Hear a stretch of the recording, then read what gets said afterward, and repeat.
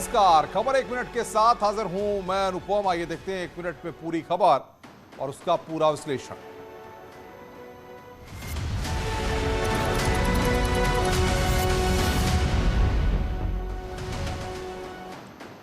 विपक्ष के राष्ट्रपति पद के उम्मीदवार के पक्ष के समर्थन के लिए समाजवादी पार्टी की बैठक हुई। बैठक से पहले आजम खान ने विपक्ष के उम्मीदवार पर करारा तंज कसा।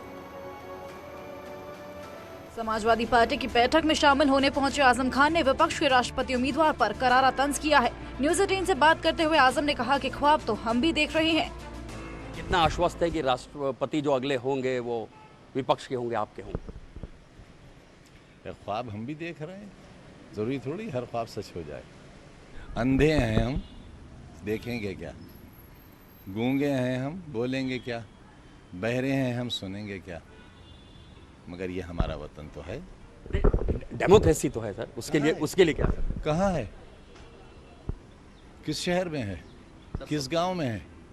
सबसे बड़ा चुनाव कहाँ वोट डालने दिया? वहीं राष्ट्रपति उम्मीदवार यशवंत सिन्हा की मौजूदगी में समाजवादी पार्टी की बैठक हुई। इस बैठक में आरएलडी के अलावा दूसरा सहयोगी दल नहीं दिखाई दिया। यहां तक कि चाचा शिवपाल भी बैठक से दूर रहे। समाजवादी पार्टी और आरएलडी के विधायकों के साथ यशवंत सिन्हा लखनऊ में डिनर कार्यक्रम में शामिल हुए। पीएम मोदी ने आज वाराणसी को बड़ी सौगात दी है। सबसे बड़ी रसोई की सौगात से लेकर खिलाड़ियों के लिए इंटरनेशनल स्टेडियम गिफ्ट किया गया। इस मौके पर सीएम योगी भी मौजूद रहे। पीएम मोदी ने अपने संसदीय क्षेत्र वाराणसी को करीब 1800 करोड़ की सौगात दी। करीब 150 स्कूलों के छात्रों के लिए सबसे बड़ी रसोई की सौगात दी। वहीं वाराणसी के खिलाड़ियों के लिए संपूर्णानंद इंटरनेशनल स्टेडियम का गिफ्ट दिया। साथ ही नई शिक्षा नीति पर समागम का शुभारंभ किया। और मुझे विश्वास है कि अगले 3 दिनों तक यहां जो चर्चा और विमर्श होगा उससे राष्ट्रीय शिक्षा नीति के क्रियान्वयन को प्रभावी दिशा मिलेगी। वाराणसी दौरे पर पहुंचे पीएम मोदी ने बच्चों के साथ संवाद किया। बच्चों ने प्रधानमंत्री मोदी को अलग अलग श्लोक सुनाए। किसी ने ढोल बजाकर कला का प्रदर्शन किया तो किसी ने शिव तांडव स्रोत गाकर पीएम मोदी को मंत्रमुग्ध कर दिया। इस मौके पर सीएम योगी भी मौजूद रहे। काशी के इतिहास में विगत 8 वर्ष का इतिहास अत्यंत अनमोल और दिव्य रत्नों से जुड़ा हुआ है। काशी ने एक नई यात्रा प्रारंभ की है। वहीं काली फिल्म में अपमान को लेकर संतों ने सख्त रुख अख्तियार किया है। धर्म रक्षा संघ समेत कई संतों ने फिल्म मेकर के खिलाफ हल्ला बोल दिया है। फिल्मों में हिंदू देवी देवताओं के आपत्तिजनक फोटो लगाकर सुर्खियां बटोरने वाले लोगों के खिलाफ साधु संतों का आक्रोश बढ़ता जा रहा है। धर्म रक्षा संघ के बैनर तले साधु संतों ने वृंदावन कोतवाली में लीना मणि मेघलाई और उनके साथियों के खिलाफ एफआईआर दर्ज कराने के लिए शिकायत दी है। थाने में शिकायत देने से पहले संतों ने बैठक की। संतों ने इसे सनातन धर्म का अपमान बताते हुए भारत सरकार से इस मामले में सख्त कार्रवाई की मांग की है।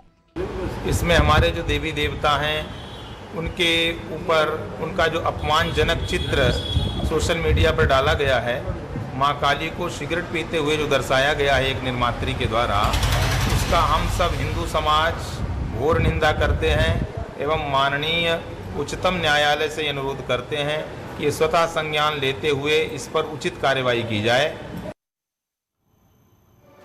काली फिल्म में आपत्तिजनक तस्वीर पर भारतीय जनता पार्टी के नेता ने फिल्म निर्देशक पर निशाना साधा है। बीजेपी नेता दिनेश शर्मा ने फिल्म मेकर्स को धर्म ब्रेकर्स बताया है।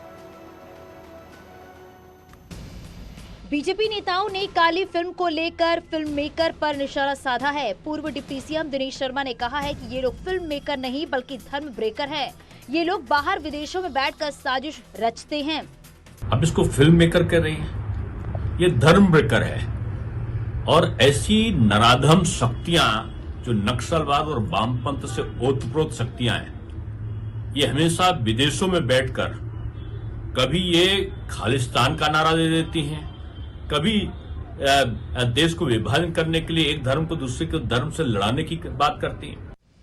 वहीं आजमगढ़ के बीजेपी सांसद दिनेश लाल यादव निरहुआ ने कहा है कि किसी भी डायरेक्टर को इस तरीके के पोस्ट से बचना चाहिए जो लोगों की धार्मिक भावनाओं को आहत करने वाले हों। को ऐसा लगता है कि आपको हमारी आस्था से परहेज है और हमारी आस्था में आपको आस्था नहीं है तो कोई बात नहीं, पर निरादर मत कीजिए, आहत मत कीजिए भावनाओं को। तो ये जो भी डायरेक्टर हैं इनको तो मैं यही कहना चाहूंगा कि ये गलत है, आप इस तरह की चीजें मत करिए।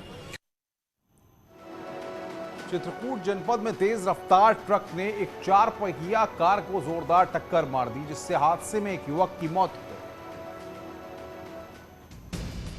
सीसीटीवी में कैद हादसे की तस्वीरें राजापुर इलाके के आजाद नगर मोड़ के पास की हैं, जहां पहाड़ी ब्लॉक में तैनात तकनीकी सहायक अपने माता पिता से मिलने के लिए अपने कार से राजापुर आया हुआ था। तभी आजाद नगर मोड़ के पास पीछे से आ रहे तेज रफ्तार अनियंत्रित ट्रक ने जोरदार टक्कर मार दी, जिससे हादसे में युवक गंभीर रूप से घायल हो गया, जिसे इलाज के लिए प्रयागराज के लिए ले जा रहे थे। तभी रास्ते में उसने दम तोड़ दिया।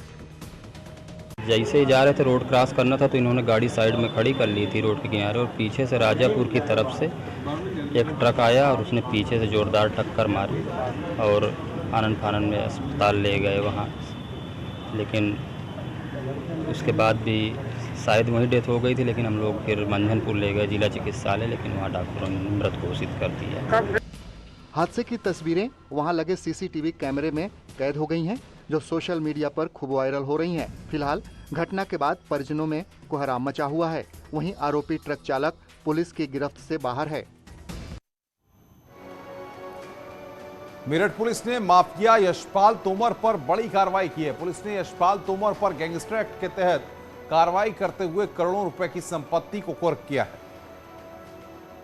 मैं आपको दिखा सकता हूं, ये घर आलीशान डाइनिंग टेबल है, लाखों रुपए की डाइनिंग टेबल ये बताई जा रही है, क्योंकि जो लकड़ी है वो भी काम भी अभी अभी किया गया है। आप देख सकते हैं यहाँ पर ड्राइंग रूम में एक बढ़िया अलमीरा बनाने की तैयारी की जा रही थी। इसके अलावा जो कमरे हैं वो भी आलीशान डेकोरेशन से, साज सज्जा से मौजूद है। सोफा सेट है, डाइनिंग टेबल है, पूजा घर बनाया गया है और तमाम वो चीजें हैं जो लग्जरी लाइफस्टाइल को प्रदर्शित करती हैं। पुलिस अब यहाँ पर कुर्की की कार्रवाई को अंजाम दे रही है।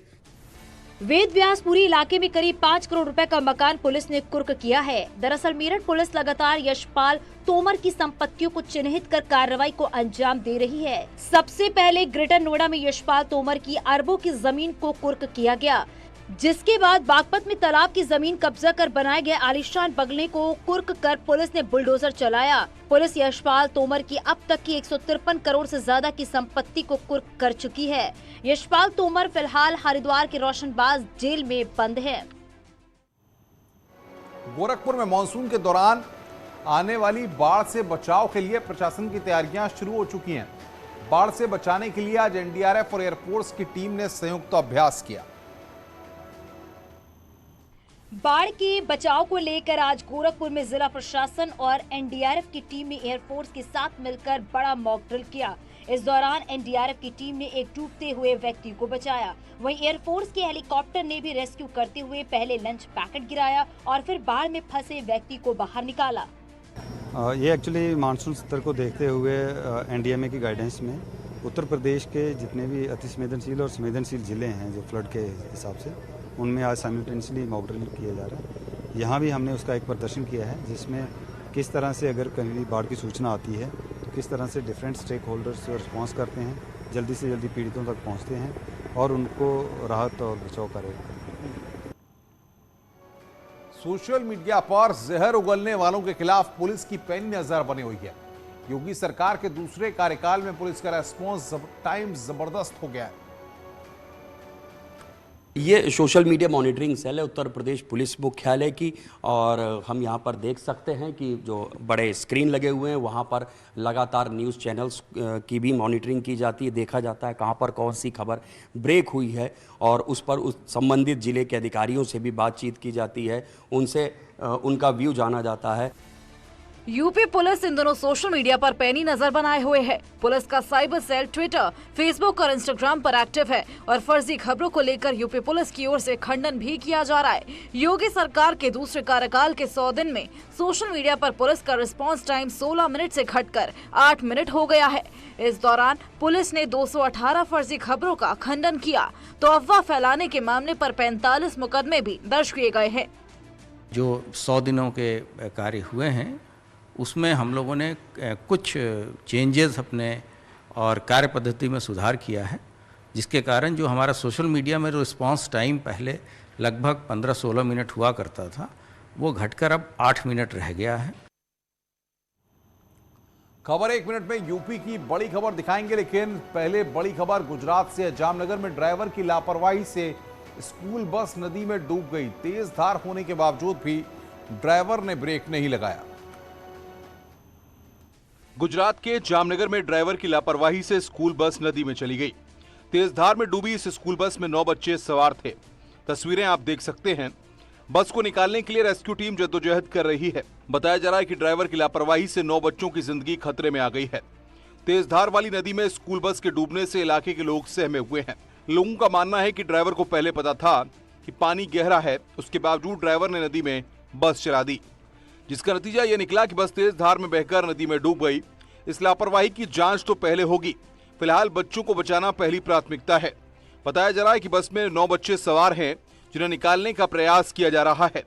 मौके पर रेस्क्यू टीम के साथ दमकल की गाड़ियां भी मौजूद।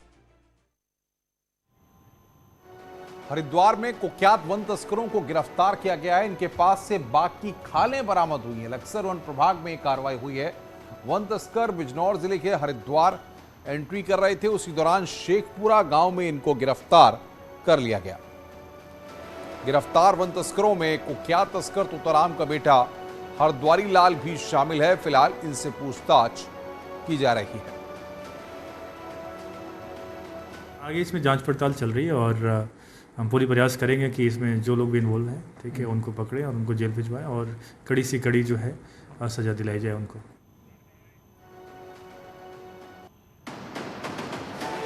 बदायूं में एक बार फिर बाइकर्स गैंग सक्रिय हो गया। इस बार ये गैंग बाइक के लिए नहीं बल्कि तमंचे के साथ डिस्को करने पर वायरल हो रहा है। बदायूं में बाइकर्स गैंग खुलेआम कानून की धज्जियां उड़ा रही है और पुलिस हाथ पर हाथ धरे बैठी है। एक बार फिर ये गैंग तमंचा लहराते हुए वायरल हुई। ताजा मामला सदर लालपुर के एक समारोह में डीजे पर डांस करते हुए तमंचा और पिस्टल लहराते हुए 2 युवकों का है।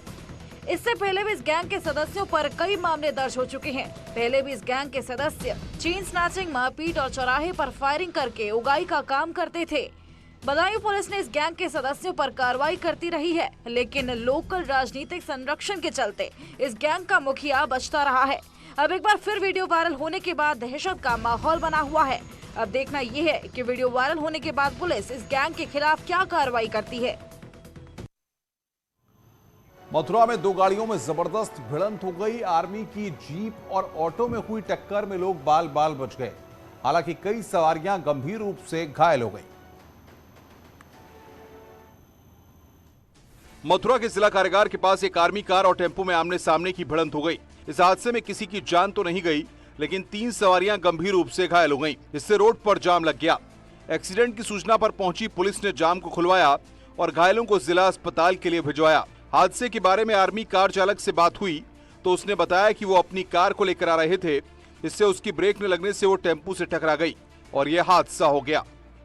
जैसे मैं देखा कि ऑटो वाला इस साइड से आ रहा है तो मैं ब्रेक मारने की कोशिश की तो ब्रेक लगी नहीं, तो गाड़ी जैसे उसकी टक्कर हुई तो मेरी गाड़ी घूम गई। अच्छा, हाँ, जैसे ये हादसा हो गया। हाँ, हादसा हो गया है। उधर टेम्पो चालक ने बताया कि आर्मी वाले अपनी कार को तेज रफ्तार से ला रहे थे। इसकी ब्रेक न लगने से ऑटो से टकरा गई, जिससे ऑटो पलट गया और 3 सवारी गंभीर रूप से घायल हो गई। आ रहा था मथुरा की तरफ से, ये गाड़ी इधर से आ रही थी, मेरी गाड़ी इधर चल रही थी किनारे से, और ये गाड़ी अपना बैलेंस हो गई, यहाँ पे मैं नहीं थी और मेरी गाड़ी में आके लगी, मेरी गाड़ी पलट गई। सर, ये आर्मी वाली गाड़ी थी। उदयपुर में कन्हैयालाल की हत्या पर बरेलवी उलेमाओं ने कड़ा रुख अख्तियार किया है। दरगाह आला हजरत के प्रचारक मौलाना शहाबुद्दीन ने कन्हैयालाल के हत्यारों के खिलाफ फतवा जारी किया है। फतवे में कहा गया है कि जो शख्स किसी का कत्ल करे वो शरीयत की रोशनी में मुजरिम और सजा का हकदार है। सरतन से जुदा नारा इस्लाम में नाजायज है। इस्लाम में हत्या की इजाजत नहीं है। मुनक़िद हुई और मजलिस शूरा में फतवा जारी किया गया और ये फतवा उदयपुर की घटना को लेकर के है कि 2 व्यक्तियों ने एक शख्स को कत्ल कर दिया। इस सिलसिले में उलमाए कराम सर जोड़ करके बैठे और कुरान और हदीस की रोशनी में यह हुक्म जारी किया कि जो शख्स इस तरीके से किसी को कत्ल करता है या सर कलम करने की धमकी देता है, ये शरीयत इस्लामिया की रोशनी में ये सरासर नाजायज़ है और ये गलत है। फतवे में ये भी कहा गया है कि अल्लाह तबारक व तआला कुरान शरीफ में इरशाद फरमाता है कि रेसलर साक्षी मलिक ने प्रार्थना बत्रा की पुस्तक का विमोचन किया। यूट्यूबर के तौर पर चर्चित प्रार्थना बत्रा ने साहित्य के क्षेत्र में भी कदम बढ़ा दिए हैं। साक्षी मलिक ने प्रार्थना बत्रा की किताब के विमोचन के मौके पर न्यूज़ 18 से खास बातचीत की। उन्होंने कहा कि खेलों में महिलाओं का दबदबा बढ़ता जा रहा है। ओलंपिक में महिलाएं फिर से मेडल जीतकर देश का नाम रोशन करेंगी। सब उम्र के लिए जो भी जानना चाहते हैं कि आज की जनरेशन कैसे सोचती है, उन सब के लिए। ये ऐसा नहीं है कि सिर्फ जेनजी के लिए, पर जो सबसे पहले तो ये कहना चाहूँगी कि हर एक महिला को आत्मनिर्भर होना चाहिए, पूरा अपने ऊपर पूरा विश्वास होना चाहिए, डिपेंडेंट नहीं होना चाहिए किसी के भी ऊपर। फिज़िकल फिटनेस होनी चाहिए क्योंकि वो आज की लाइफ में बहुत ज़्यादा इम्पॉर्टेंट है। ज़रूरी नहीं है कोई स्पोर्ट्स करें, आप योगा करें, आप वॉकिंग करें, जॉगिंग करें, अपने आप को फिट बनाएं। मेरठ में आज एक तेज रफ्तार बेकाबू कार गंग नहर में गिरने से हड़कंप मच गया। स्कॉर्पियो कार में सवार 4 लोग भी गंग नहर में समा गए। इसके बाद कड़ी मशक्कत पे कार में सवार 4 लोगों में से पुलिस ने 2 लोगों को सकुशल बाहर निकाल लिया, जिनका अस्पताल में इलाज चल रहा है। वहीं कार में सवार अन्य 2 लोगों की तलाश अभी भी पुलिस कर रही है। पुलिस और गोताखोर लगातार रेस्क्यू ऑपरेशन चलाकर कार में सवार आने वाले 2 व्यक्तियों की तलाश में जुटे हुए हैं। रोहटा में एक स्कॉर्पियो संभवतः ओवर स्पीडिंग के कारण और ओवरटेक करने के कारण रेलिंग को तोड़ते हुए नहर में चली गई थी। इसमें 4 लोग थे। ये लोग गुड़गांव से हरिद्वार के लिए जा रहे थे, जिसमें 2 लोगों को सुरक्षित निकाल लिया गया है और बाकी यहाँ पे क्रेन वगैरह मंगवा के स्कॉर्पियो भी ट्रेस आउट हो गई है।